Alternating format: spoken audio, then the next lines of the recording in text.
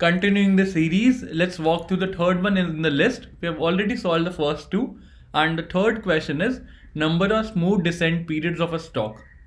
So let's try and understand it. In this question, we are given an array of integers that represents the price of a stock. We need to identify the number of smooth descent periods. How do we define a smooth descent period? A smooth descent period is a contiguous segment of days such that on each day the price is lower than the preceding day exactly by 1. And we need to identify all such instances or smooth descent period. Let's try and understand this example. Here we are given elements as 3, 2, 1, 4, and the total number of smooth descent periods is 7, and they have showcased what all such periods are those. The first one is 3, 2, 1, 4 that are of size 1, creating each element independently. The other one is 3, 2, 2, 1 and 3, 2, 1. In totality, these make up till 7. And now let's talk about the algorithm that we will use to solve this question, why the presentation that I have created for this, and I'll be explaining how we attained this 7 there. So let's quickly move on to the PPT. Number of smooth descent periods of a stock, lead code 2110. It's a slightly tricky question than the other two that we solved. And let's try and extract the maximum out of the question. We have to count the number of smooth descent periods. This is the English representation of a smooth descent. And if I have to represent it mathematically, how do I do that? It will be true if prices on the ith day is 1 lower than the prices of the I minus 1 day.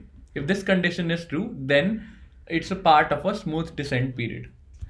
And let's take a slightly bigger example to what was specified in the question. And let's iterate through this input array one by one to actually count all such instances of smooth descent period. So let's start the iteration. Here I'll be taking 2 pointers, the start and the end one. The start is pointing to 0 and end is also pointing to 0. And right now we only have one element into consideration. So a single element is also considered as a smooth descent period that contributes to the answer. So with respect to 4, this is the first solution that we have. Let's proceed ahead. Let's increment the value of e and the end pointer. So let's compare whether it's part of the smooth descent period or not.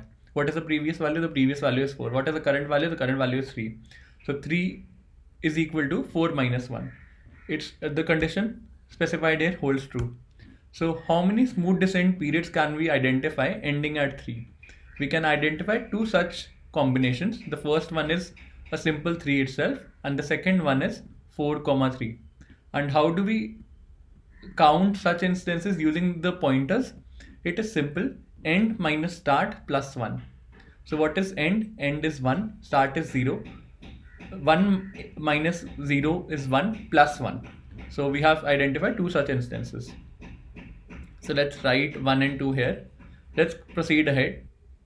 We have e pointing to 2, and let's check whether it's part of the smooth descent period or not. 2 is equal to 3 minus 1. That means it's part of the smooth descent period. And let's try and calculate the number of smooth descent periods ending at 2. The first one will be 2 itself. The second one will be 3, 2. The third one will be equal to 4, 3, 2. So we are aware about this. How do we calculate this mathematically using the pointers? Again, it will follow the same formula, end minus start plus 1. End is 2, start is 0, plus 1, that gives us 3.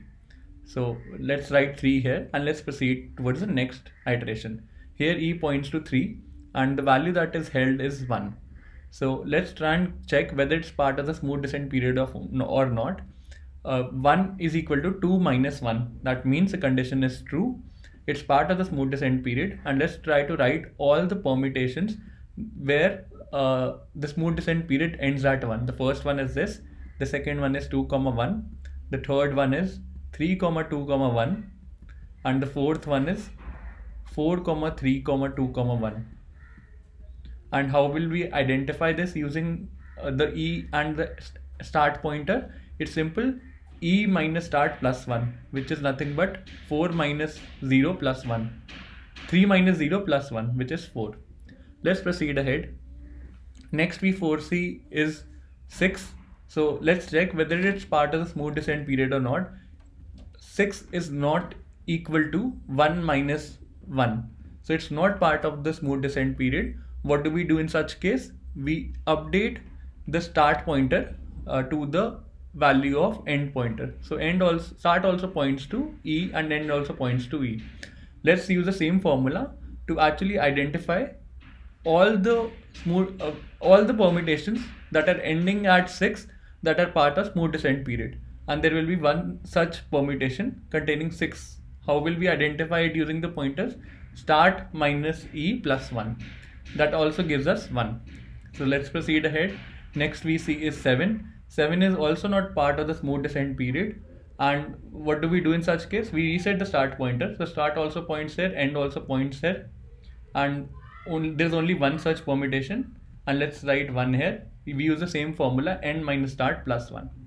In totality, how many such instances have we found out? 1 plus 2 is 3, 3 plus 3 is 6, 6 plus 4 is 10, 10 plus 1 is 11, 11 plus 1 is 12. So in totality, we found out 12 such instances, and this is as expected. Now let's quickly move on to the coding section, where I'll explain how to code this up appropriately. Here I have taken 3 pointers: start, end, and long as for storing the answer. Start points to 0, end points to 0, and ANS is initialized to 1 because we are starting the ending pointer from 1 while looping out through all the elements of prices. I want to check if my prices at the end index happens to be equal to price at end minus 1, subtracting 1 from it. If this condition is met, then it's part of the smooth descent period. What do I do in such case? I update the answer to end minus start plus 1.